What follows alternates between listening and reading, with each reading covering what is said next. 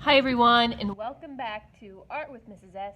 Today we're going to be doing mostly drawing, but you're going to want something to draw on like white paper, something like a pencil or marker to draw with, and then something to color with. We're looking at page 34 and 35 in your Davis digital textbook about portraits. And it says face to face. Sometimes artists create portraits. A portrait is a likeness of a real person. Frida Kahlo, an artist from Mexico, painted the portrait in the image A. The little girl is her relative. What details did the artist show? Photography is another way for artists to make portraits. Look at image B.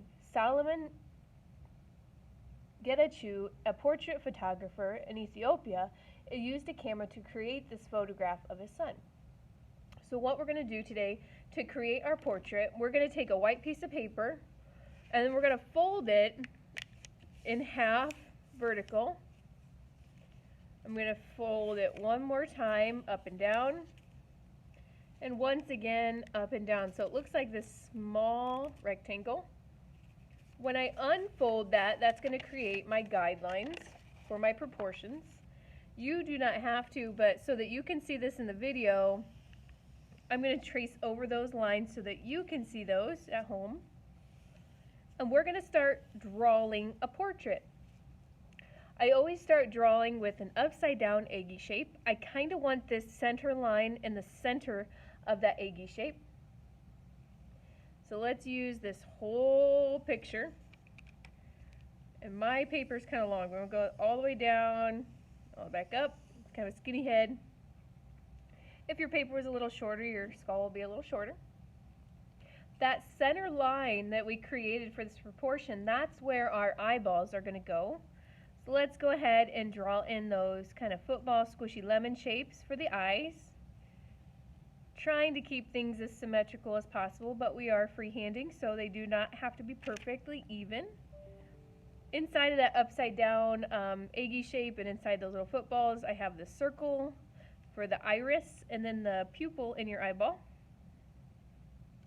This second line from the bottom is actually where the bottom of your nose goes. And I like to do kind of a wide U shape, and then a C and a backward C for a nose. And you can go in and add those nostrils and change it to make it look like whoever's nose you're drawing. Maybe it's your own.